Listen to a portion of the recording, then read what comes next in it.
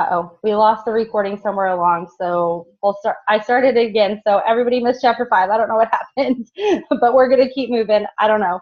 My internet might have kind of died down on me. I don't know. Or my computer likes to do things on its own, so everybody re-welcome. Sorry you missed chapter 5. You should have been here. So moving on. Just that pain and no pain thing. I know that's going to be something I'm going to be utilizing for the rest of my business anytime I reach out to anybody. So, and then she ends the chapter talking about what our job really is in this business. And basically, you have to guide somebody through the process. They don't know what they're supposed to be doing. They don't know what their next step is supposed to be. You need to tell them and not ask them. Say, okay, your next step is going to get on that 3-way call. And we all know how beneficial those 3-way calls. We'll get into that. And then just having that, that thing that your job is to help others get what they want. And the more people that you help get what they want, the more you're going to get what you want. And you just have to take that in and just have that heart for helping others and be genuinely interested in the outcome for them, but also not attached to it. It is kind of a fine line, but really simple to do. Chapter 6, she's interested. Now what? I kind of already said a little bit of this, but you have to guide them through the process, right? You have to figure out if you do have something for them. We all know we do. We all know we have a product that can fit literally every human being 18 and older on this planet. We know that. But you just have to take the time and ask the questions to figure that out. And the 3-way calls. I don't know about you guys, but my team was doing 3-way calls for a little while. And when we did, we were blowing up. And then somewhere along the lines, you kind of get back behind social media and you forget about that. And it goes back to what Tiffany was talking about, just how much more you can get accomplished when you get somebody on the phone, because you can really talk to them and you can really listen. And, it doesn't matter if you have kids screaming in the background, that's life. And people need to see too, if you're talking to a potential customer and they hear your kids screaming in the background, hey girl, I'm sorry, but I really want to help you with this. And they're going to be like, if they have kids screaming in the background, they're like, okay, but she's doing this. We're just talking on the phone like we're BFFs. And chances are you can get more BB out of the order because you're already building a relationship with them and on the phone with them. And No, mommy, she wasn't there. Who? It went on because she just put the pizza. Oh, okay. Linda's at my house and he's tripping out because he doesn't know where she is. So where was I? He was really just helping. He thought he was helping because he thought that y'all lost me. Oh, okay. He was really concerned about it. So, the 3-way calls, the main takeaways that I took with this one is really just to be prepared. Before you get on that 3-way call, know what's in it for them. Let the person who's doing the 3-way call know about it. And really just training yourself and training your team how to do these because it's duplicatable. And she gives so many reasons why the 3-way call is beneficial. But the biggest one for me is that it's that third-party tool. And that takes off so much pressure for people because they're like, well, how am I going to get in and do these calls with people? Well, hey, guess what? I'm going to have access to this upline leader or my enroller who will also do these for me and help me grow my business and show the people that I'm talking to that, hey, you're not in this by yourself, right? Like Kimmy always says, you're in business for yourself, but you're never in business by yourself. And the 3 ways, hold on. So be prepared. So from chapter 6, you guys, out of this whole chapter, you don't all have to share if you don't want to, but on each chapter, pretty much, I want to hear what your aha moments were and what you learned from it, because what I take away might be something totally different than what you guys take away. And like I said, I don't want this to be just one-sided me talking to you guys because we're all different people and we're all going to take away different things. So do you guys want to share an aha moment? All right, sweet. Tiffany? Bree? Go. Oh, I think Bree's going. Somebody's going. I have gotten halfway through chapter 6 because I just got my book not too long ago, so I'm catching up. But I think the one thing that I love about it, it's kind of going on, attaching yourself to the outcome, but not trying to close people. you don't get on the phone to close the sale. Basically, like what Charity always said, when I would go to her house and stuff, she relates it to being the Mrs. Fields cookie lady or the lady giving samples of Frappuccinos. All your job to do is offer this product or this opportunity. If they want it, great. If they're not ready to try it yet, great. But it's not a big deal. Like, you're not going in with the idea of just trying to close them as a DT or as an LC. You just want to give them the knowledge to have the power to make that decision-making process on their own. Because we all know, I've had Emeralds quit, Rubies quit, doesn't matter. If you get people on your team that are ready, they're going to run. If you get people that you made ready, it's just stress and drama, and nobody wants that. So I love that. Yes. Oh my gosh. Yes. And that was like when she talks about that convincing mode, that I'm like, oh, because we always say if you have to convince them to join, you have to convince them to work. And that just is creating more dead plants in your organization because they weren't really ready for it. And it's funny, I was talking to my dad about that today because he was asking me how work was going. He sells medical equipment, so he kind of, I can relate to him the most out of anybody in my family about the type of business that we're each building. And I was like, it just comes down to this. I don't want somebody to spend $99 on a business kit and do nothing with it. It does nothing for them, but discourage them in the opportunity. And it does nothing for me. And yeah, I love that so much. Another big takeaway, and then sorry, this because I just saw this in the book, that I had was, I don't even know if it was in this book, if it was in this chapter, to be honest with you. But when she talks about not being a therapist, if somebody's lacking that self-confidence, you can't fix what's already broken, but you can be straight up and honest with them. And I love that she built her business this way because that's how I built to Diamond and Double. And then somewhere along the way, I started trying to run my business as a different person. And it just doesn't work because I am straight up. So when she's like, ultimately, you have to be willing to believe in yourself. I can't give you that tool. And just being honest with somebody, if they're like, oh, I don't know, and that's the excuse they keep giving you, you know what, girl, I can't change that for you, but what I can do is give you the tools to build a business to grow your self-confidence. That was a really awesome thing for me too. So go ahead, Tiff.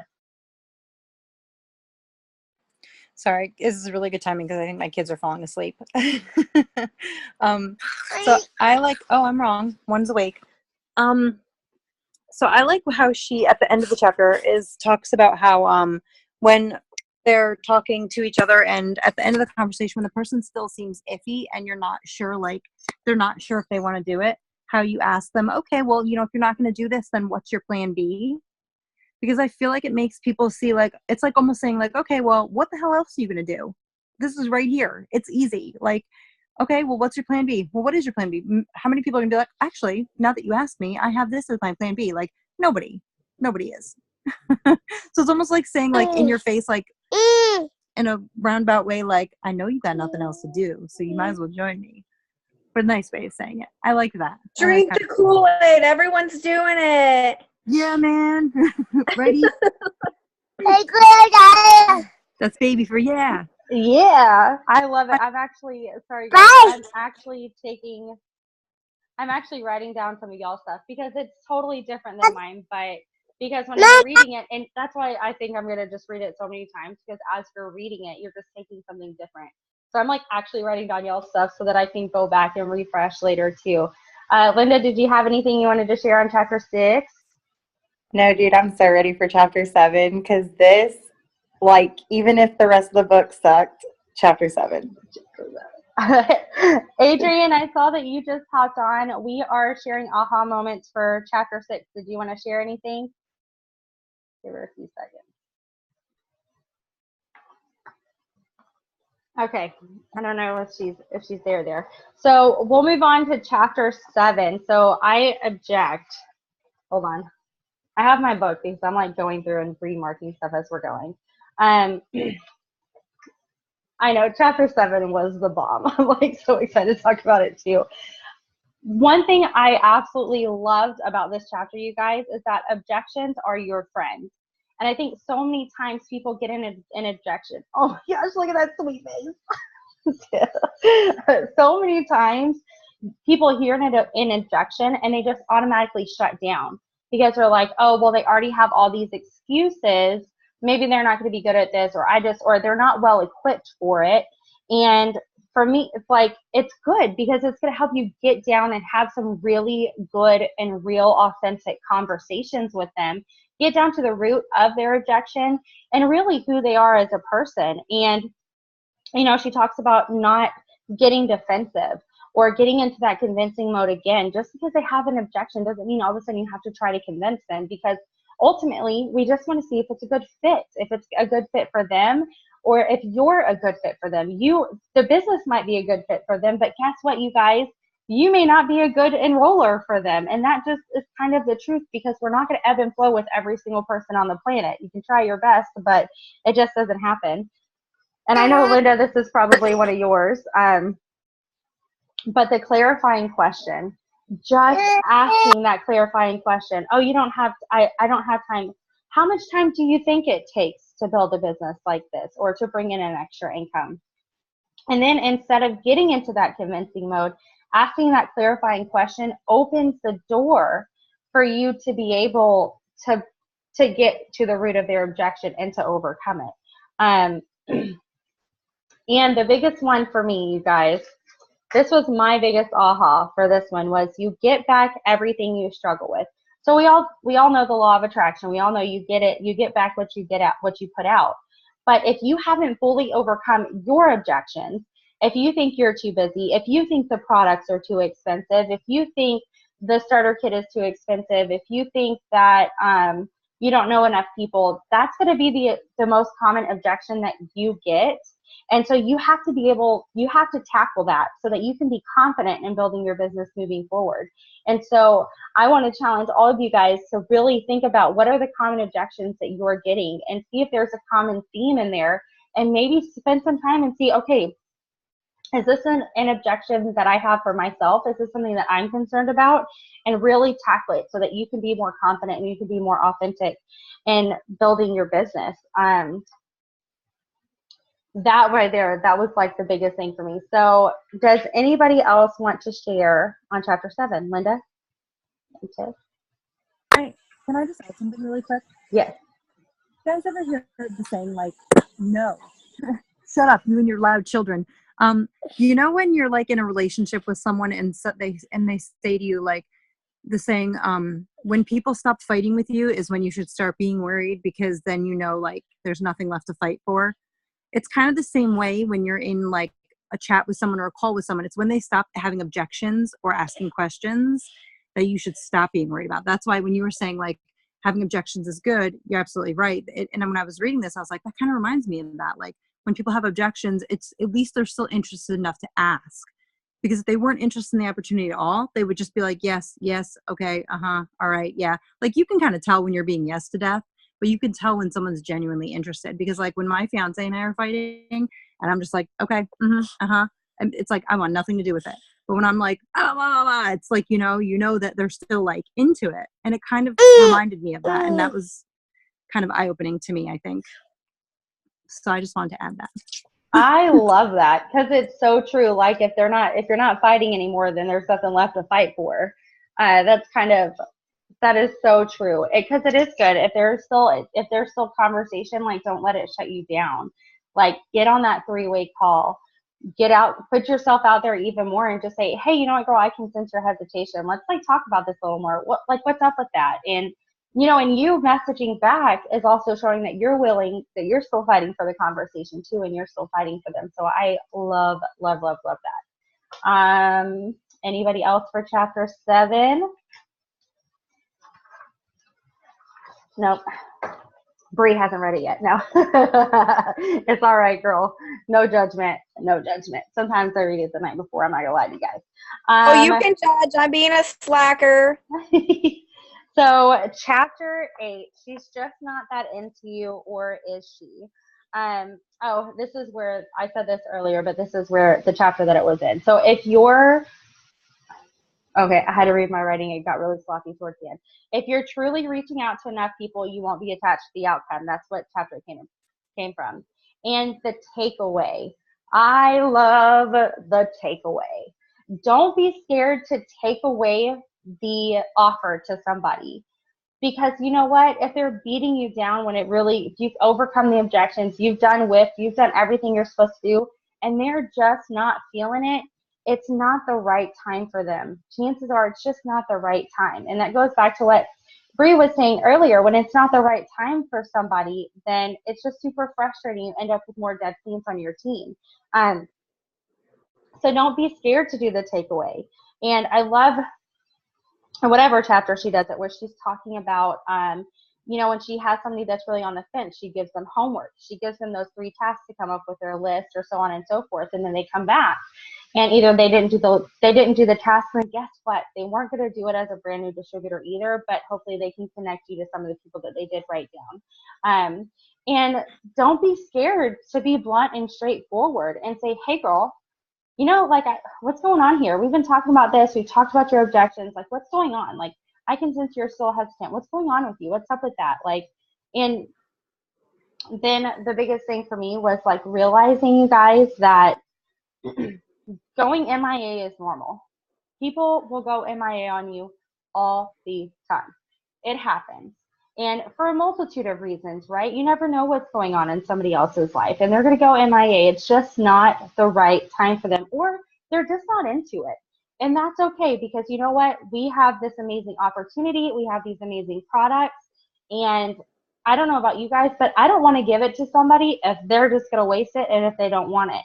And that's the biggest thing that from these last 4 chapters, that I want everybody, that if you don't take away anything, you at least take away this, that there are people who want and that need what you have to offer.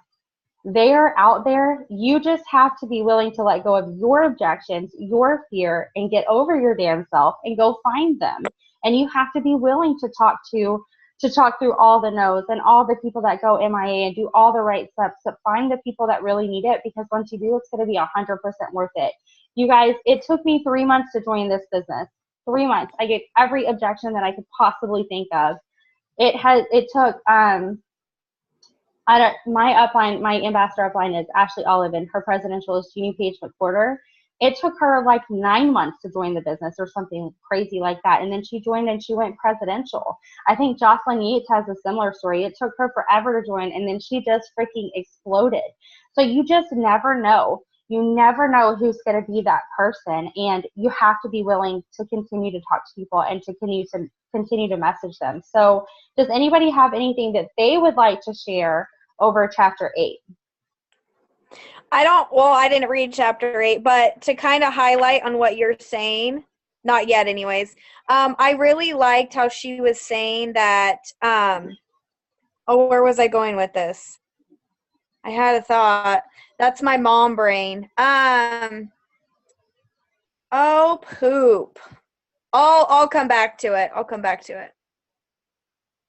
I really liked how if somebody does go MIA, she the way she worded it to say hey, I know we've talked about this. You told me in the past you wanted it. So just know that I will keep following up with you until you tell me no. Because it's kind of just you're upfront saying hey, I'm not going anywhere. So you don't feel so I don't know if spammy is the right word with it, but just beating the dead horse. And then, I've even had this happen too, where I'm just well, I just don't think this is the right time for you, or this is the right business for you. And they're no, just don't quit bothering me. So I really liked that part of it too. Yeah, me too. And it goes into when she says, I'm really good at what I do, and I'm going to tell you this is happening. And that kind of goes back to that, I'll be following up with you till we're old ladies. So, and just, I think too, sometimes actually saying the words, I'm not attached to the outcome of what you say. I'm just really good at what I do, and I'm a professional. And so I'm going to follow up with you until you tell me yes or no. And I think that's actually in chapter 9, that next part. So I won't get into that. I just did the video on that today, so it's fresh in my head too. So I've probably said some stuff from that chapter. But the part where she talks about, and I'm just going to read it straight from the book because it's so awesome. Don't be afraid of the no, because the no's will get you closer to the yeses, and the closer to finding the people who are way into you, our business model, your company, and building something of their very own. Just keep talking to people and love the process. So when I was in high school, I was a really big choir nerd. And I went to choir camps and all of those fun things. And I had a director in one of my choir camps for an all-state competition. And he used to always say, respect the process. When people were like, he would be breaking down a piece of music or whatever, and people were kind of chatting, he would always say, respect the process.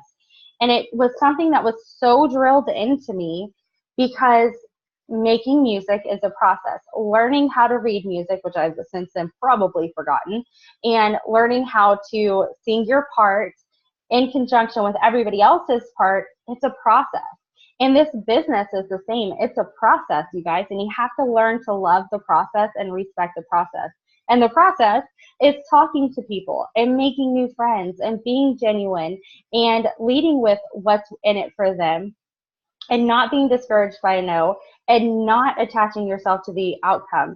The sooner that we all learn to love the process and love the daily actions that it takes to be successful in this business, the sooner that we actually get to be successful, because we love the small pieces of it instead of just loving the paycheck or loving the rank or loving the gratification or the, what's the word I'm looking for, the being noticed, the fame. There's a different word I was looking for, but you guys get it. You got to learn to love the process. And I find in the months that I am not working my business the way I should be, it's because I'm not loving the process. I'm hating it. And good news is we can all rewire our brains and we can retrain them. So if you guys don't have any more aha moments that you want to share or anything that you want to add, I am going to go ahead and end the recording. I did not think of a challenge this week. Oh, wait. I am forgetting something. I do have some shout outs that I meant to do at the beginning of the video. And then I just got, I did my thing, which is to be a little spacey. So that didn't happen. So my shout outs this week are for everybody who was either like super participating or did their 60-second story video or their product video. And that was Sandra, Jennifer Ratliff, Bree, you did your product video. Way to go, girl. And the story video, Sandy and Janice are the only ones that have done them. And you know what, you guys, I haven't done mine either. So I'm going to go back and make it a point this week to get my story down, because I really want everybody to have a chance to listen to it, hopefully be inspired by it, and to help me make it better. And that was the whole point of the challenge that we had last week. And then just for participation over the last 4 chapters was Adrienne. Way to go, babe. Janice and Athena.